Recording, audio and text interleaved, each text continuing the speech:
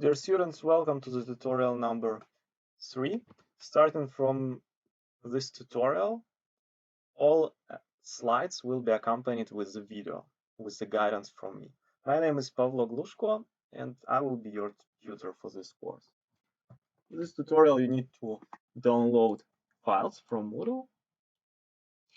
These files. Today we will talk about two topics. These are pivot tables and Power Pivot in Excel. We'll start from pivot tables. And the first exercise related to the pivot tables, it's related to the outcome of the homework 2, exercise 2. It's not obligatory and not a must for you to complete this exercise to be able to do the tutorial. All the data that we need is stored in tutorial 3 pivot draft Excel worksheet. That's why we can now open it.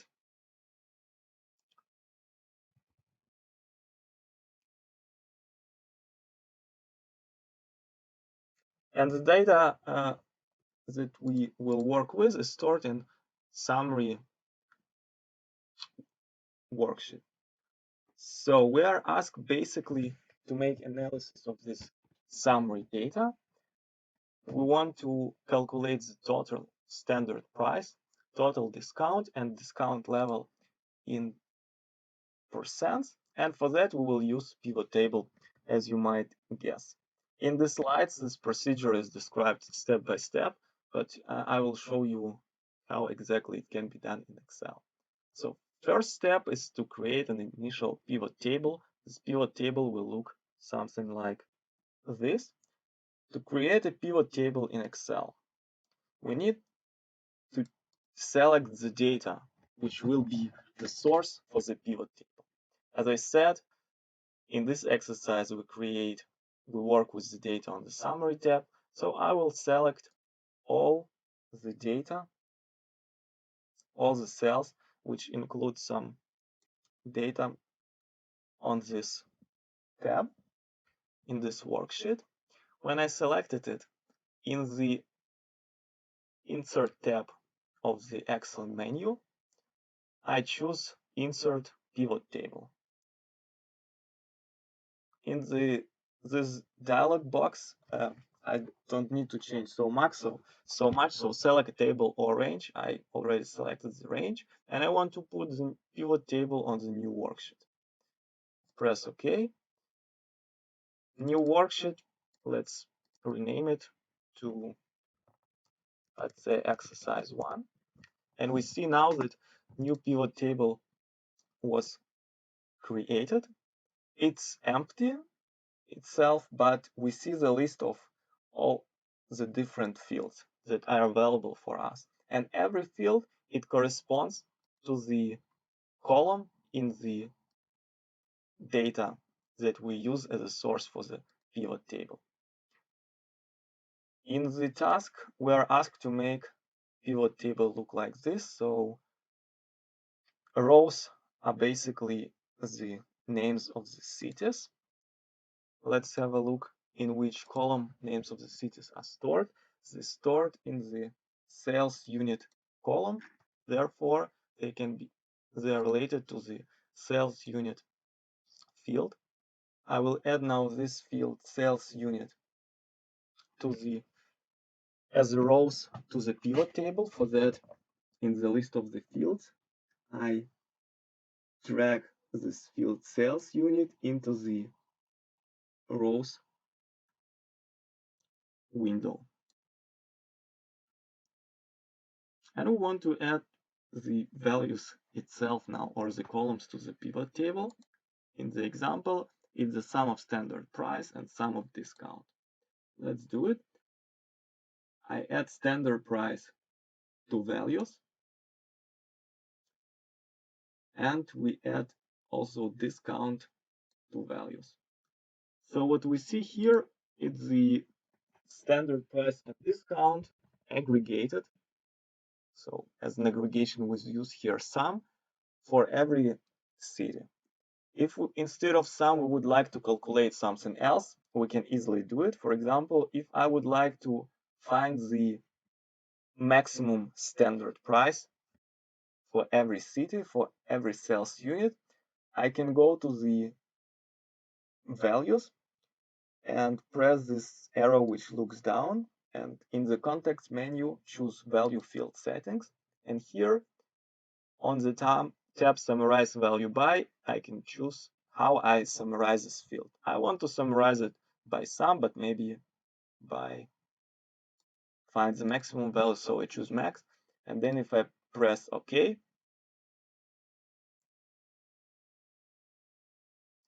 I see the maximum standard price. I will put it back to sum. All right.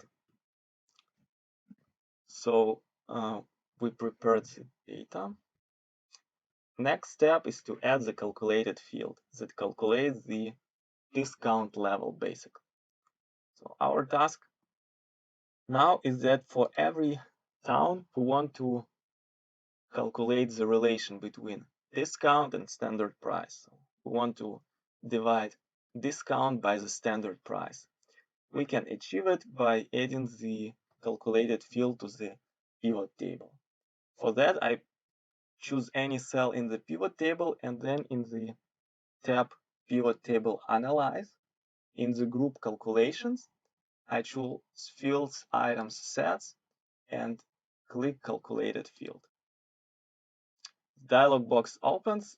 The name for this field will be discount level. So let's write discount level. And now I need to write down the formula. In the formula field, it starts with equal sign, and then it's calculated as discount.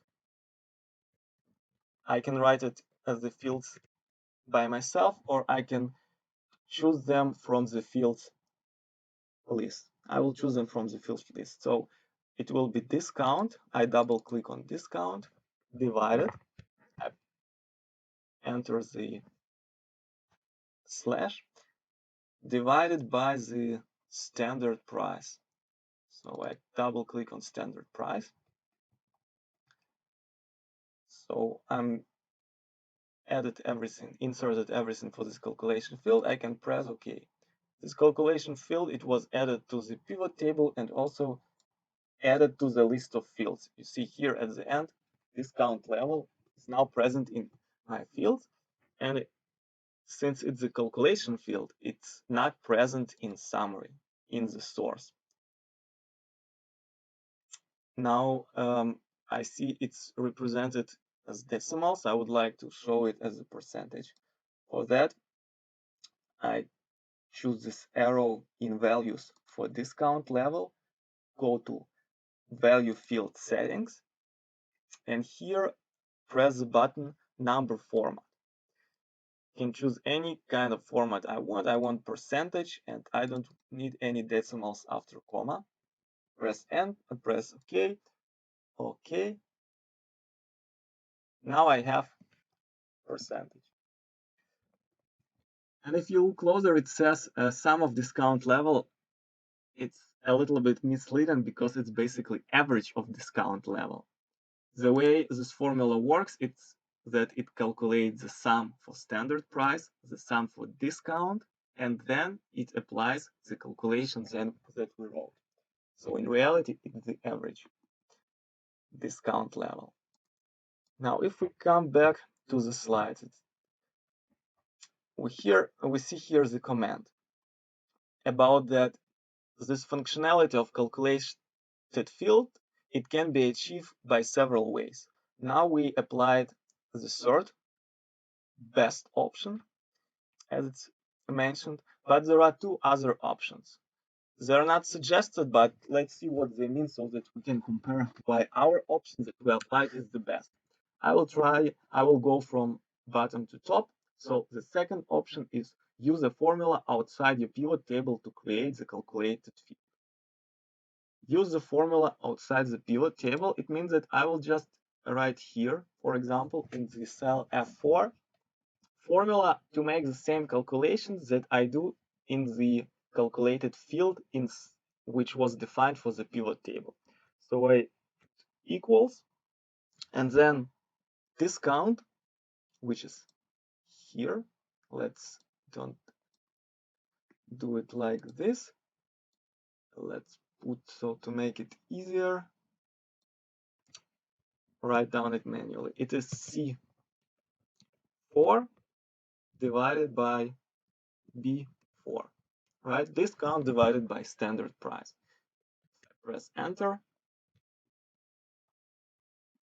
It was calculated. Now I can drag it down to do this calculation for every city, for every row. And now I want to also change it to percent. So it's represented as percent. On the home menu, I choose in the number group percent. You see that this percent which we calculated as the external formula, it's exactly the same as one which we applied using the calculated field. What are the disadvantages of such approach? The disadvantages is that calculations in this formula, they really, so to say, geographically or physically stick to the cells.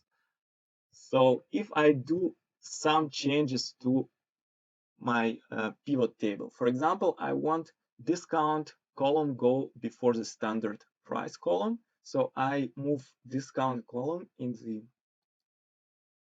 list of all columns that I have up, and I see that discount level is still calculated correctly for the calculated field. But this formula which I applied, of course, it still references the cells which I referenced, but the calculation now makes not much sense. Therefore, I can delete it. And another approach is to manually add the calculated field to your data source. So we can add this calculation directly to the source. The source is on the summary tab. So we see here that we have discount and standard price columns. And this discount level is basically we need to divide this discount by standard price. So I will right click on the column G and choose insert and write down here the name of the field, which will be discount calc. And here I enter formula. It's for the first row, it's F2 divided by E2. And I copy it, drag it down for all the rows. Now, if I go back to the pivot table, at the first sight, nothing changed. To take these changes which I did in the source into the pivot table, I need to update the pivot table or data in pivot table. For that, I go to the pivot table tab and press refresh.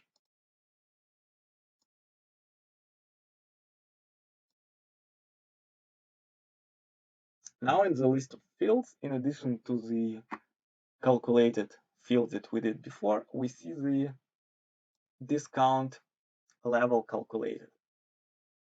I can add it to the pivot table. For this discount level, I don't want to find the sum. So I don't want to find the sum of all these calculations. I want to find the average, because that's what actually I do in the calculated field, even so it's written here sum of discount level. So I change the aggregation from sum for this discount calc field to average.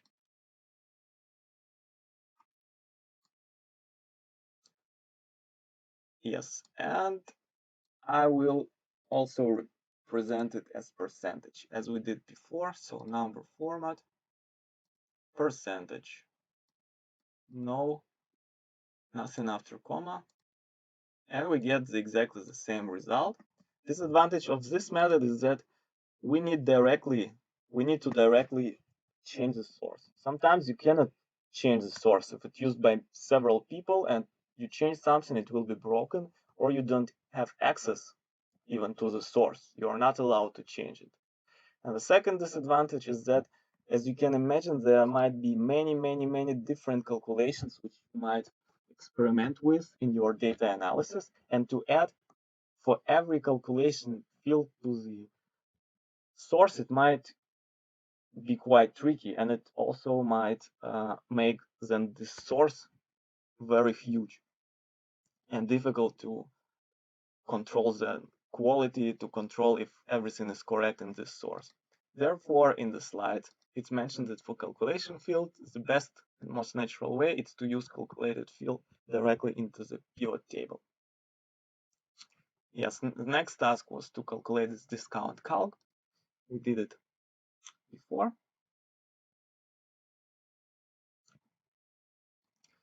And now let's go to the exercise 2 of pivot table.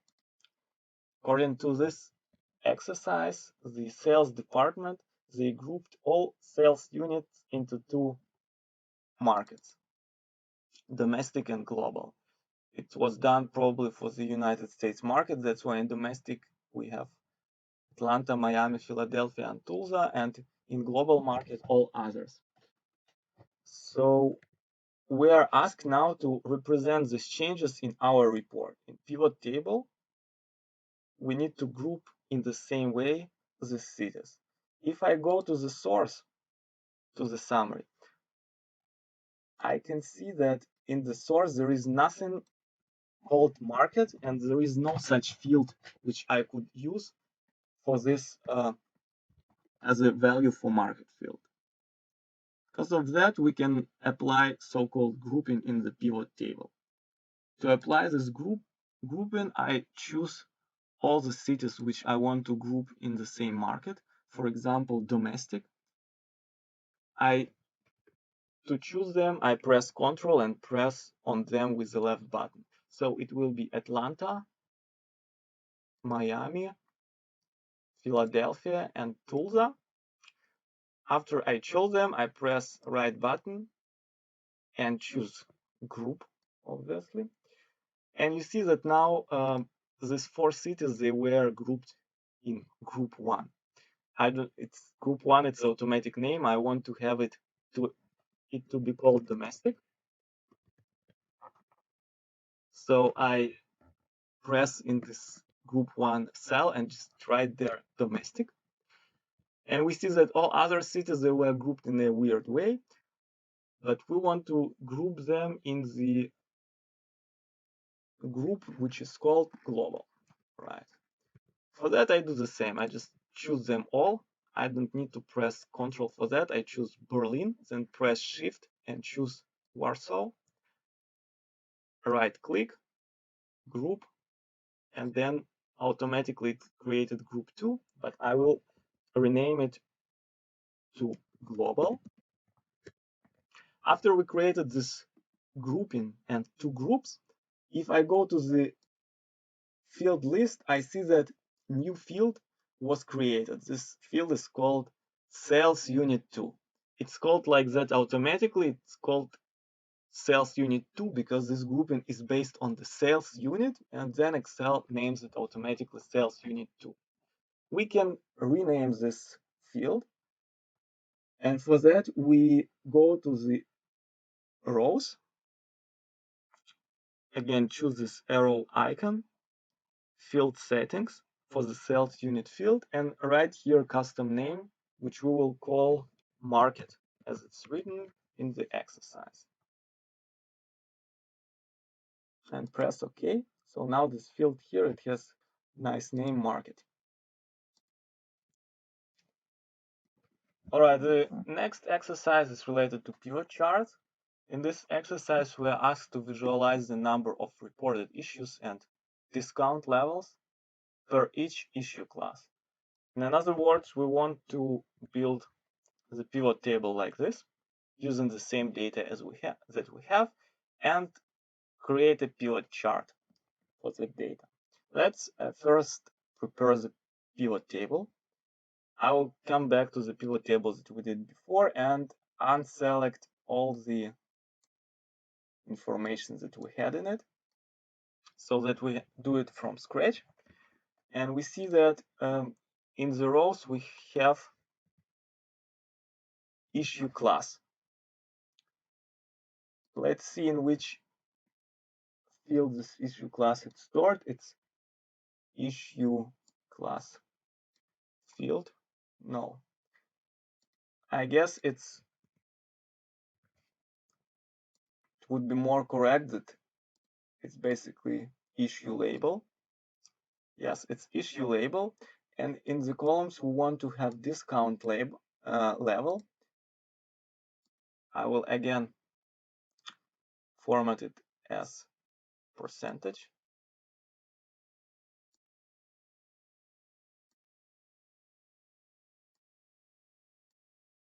And we want to have the number of records per every issue label. If I come back to the summary and check how can I do it, so basically it means that I want to calculate the number of rows or records or count them for every issue label. So for that, I can choose any field, but I will choose order ID as one which will be definitely suitable. And now aggregation is sum. So it finds the sum of these IDs, which makes not so much sense for it. We want to count orders or records. So we will go to value field settings for order ID, and here we will choose summarize value field by count and press OK. So this is the count of order IDs or of orders. And then we are asked in the second part of this exercise, before adding the chart, we want to add filters. Here in the example, filters are sales unit and market. Let's add market as a filter. To add field as a filter, we just drag this field to the filters part of PivotTables field dialog. So it's here, and we see that it appears in the top left corner where will be all the filters. Now we see here all. I can change it to domestic, and now we see the data filtered only for domestic market or global. And now it's only for global. I will bring it back to all. And another thing that we are asked in the exercise is to add slicer. Slicer, it's very similar thing to the filter. Basically, it's a filter which is represented graphically in more appealing way. To add slicer, we go to pivot table analyze and choose insert slicer. Let's insert slicer for the sales unit. Press OK. And now we see that it is the filter with the list of all possible values. If I want to have report only for Atlanta, I just press with the left button on Atlanta and I have it for Atlanta. For Berlin, I choose Berlin. I can choose several values by pressing Ctrl and left mouse. So for example, Atlanta, Berlin, and Buenos Aires. This is now report for them three. And then I can reset this filter or slicer by choosing the icon with red cross. So this was the slicer which we added. Now the last step in this, or almost the last step in this pivot chart creation, we want now to add the chart itself. To add the chart to pivot table, I choose any cell inside pivot table, then go to the insert tab, and in the insert in the charts group, I choose pivot chart, and now I see the dialog box with all the possible types of charts that I want to add. We are asked to add combo chart. Combo chart is kind of chart which includes several charts in one. So it means that we can use several columns to be represented on the pivot chart. And we want to add count of orders and discount level. Count of orders will be on the secondary axis. It means that in addition to this one axis, we want to add specific axis for count of orders. For that, we tick secondary axis in front of count of order ID. And then we press OK.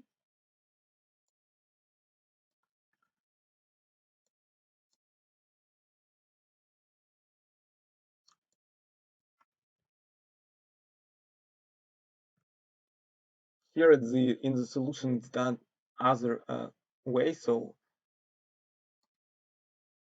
on the left axis, we have in the solution issue count, on the right average discount level, but it's not an issue. What we want to change now in this chart is this line. It looks as if it's somehow related to the time, but it's not a value that it's developing through the time. It's basically related to the groups. So we want to substitute this line with dots or squares. For that, we added this series. I left press on it, and then it's chosen. Then I press with the right button and choose Format Data Series. Here we can do many things, but I will go to the formatting, fill and line. I will choose this bucket. And I don't want it to be represented as a line, so I choose line, no line. Now it's disappeared completely, but I will add marker. So in the submenu marker, I again choose the submenu marker options, built in, and I can choose here any kind of built-in markers that I want. Square is completely all right for me. So we see that it already changed to squares. I can close this menu, and basically chart is ready. Special feature of this pivot chart is that it's completely dependent on the pivot table. If I now make any kinds of changes in pivot table, they will be shown in the pivot chart as well. So if, for example, I select only Atlanta records, you see the chart changed and pivot table changed. If I reset filter, they both, table and chart, changes back. I can even do these filters and selection on the pivot chart, for example, market. I can choose here domestic or global market. This was the pivot chart for pivot table. And the last part of the pivot tables topic is the conditional formatting. It's not related that much to the pivot tables, but anyway, it's nice to know. And we're asked to format average discount level according to the color. So very high discount level, it will be red, and the lowest one, it will be green. And all the between, they will have colors something like green and yellow. For that, we choose the areas that we want to format, and these are all values in the pivot table in the column discount level. Then we go to home, and in the conditional formatting menu, we can define our all rules, or we can choose something which is already available. So through these color scales, we look at one which is appropriate for us, and it is top right one, because it will, or maybe, yeah, top left one. No, top left one. Yeah, top right one. It's not so important. Let's stick to this one. We choose it, and now we formatted area in a way that we wanted. So this was everything about pivot tables, how we create them, how we group, add calculated fields, and how we add pivot charts.